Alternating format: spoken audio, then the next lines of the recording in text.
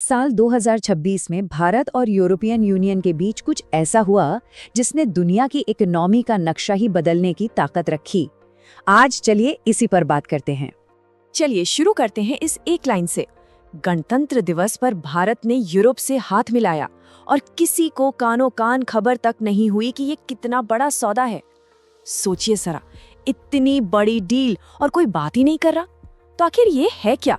चलिए पता लगाते हैं। तो सबसे पहले ये समझते हैं कि ये ऐतिहासिक समझौता आखिर है क्या। ये कोई मामूली कागजी कार्रवाई नहीं थी, बिल्कुल नहीं। ये एक बहुत बड़ा मोमेंट था। तो हुआ क्या था उस दिन? तारीख थी 26 जनवरी 2026, भारत का गणतंत्र दिवस। और इसी खास दिन पर भारत और यूरोपियन यूनियन ने एक ऐसे ट्रेड एग्रीमेंट को फाइनल किया जिस पर सालों से बात चल रही थी।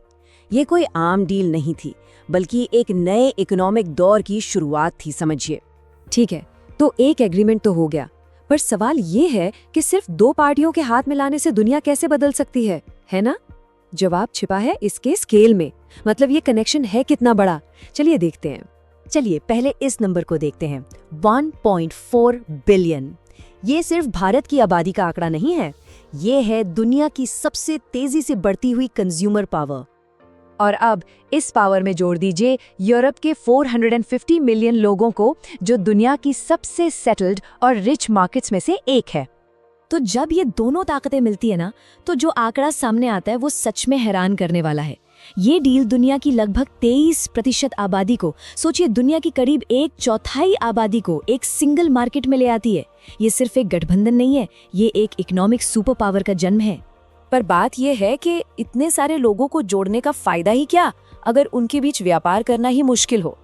यहीं पर इस डील का असली मैजिक सामने आता है। चलिए देखते हैं कि इससे बिजनेसेस को असल में क्या फायदे मिलते हैं। इस डील का सबसे बड़ा और सीधा असर, टैरिफ कम हो गए हैं, मतलब व्यापार की रफ्तार बढ़ गई है। इसको ऐसे समझिए जैसे किसी इंटरनेशनल हाईवे पर सारे टोल हटा दिए गए हों। बिजनेसेस को अब एक ग्लोबल फास्ट लेन मिल गई है। अच्छा, ये टैरिफ क्या होता है? ये बस एक तरह का टैक्स है जो सरकारें दूसरे देशों से आने वाले सामान पर लगाती हैं। तो जाहिर है टैरिफ कम होने का सीधा मतलब है सामान सस्ता और व्यापार तेज। और ये जो फायदा है ना, ये कोई वन वे स्ट्रीट नहीं है। एक तरफ भारत की फार्मा, आईटी, टेक्सटाइल्स और यहाँ तक कि इलेक्ट्रिक व्हीकल कंपनीज को यूरोप के मार्केट का तेज और सस्ता एक्सेस मिल जाएगा।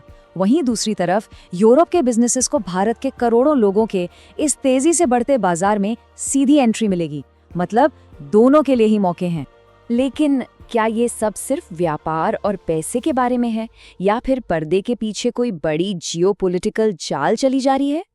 चलिए अब इस डील के स्ट्रेटेजिक एंगल को देखते हैं। एक लाइन है जो शायद सब कुछ साफ कर देती है। ये सिर्फ ट्रेड नहीं है, ये एक स्ट्रेटेजिक पावर मूव है। मतलब साफ है, ये सौदा दुनिया में पावर का बैलेंस हमेशा के लिए बदल सकता है। तो इस पावर मूव का जमीन पर क्या असर होगा? देखिए, सब कुछ लेवल अप हो जाएगा। पहला, नौकरियां बढ़ेंगी। दूसरा, स्टार्टअप्स को करोड़ों नए कस्टमर्स का मार्केट मिलेगा। तीसरा, मैन्युफैक्चरिंग को जबरदस्त बूस्ट मिलेगा। और चौथा, सप्लाई चेन्स वो पहले से कहीं ज्यादा मजबूत हो जाएंगी। तो बात साफ है, 26 जनवरी 2026 सिर्फ एक सिंबॉलिक दिन नहीं था, वो इकोनॉमिक हिस्ट्री का एक पन्ना था जो उसी दिन लिखा गया। तो सवाल यही उठता है, भारत और यूरोपियन यूनियन की ये अब तक की सबसे बड़ी डील एक स्मार्ट मूव है या फिर एक बहुत बड़ा रिस्क?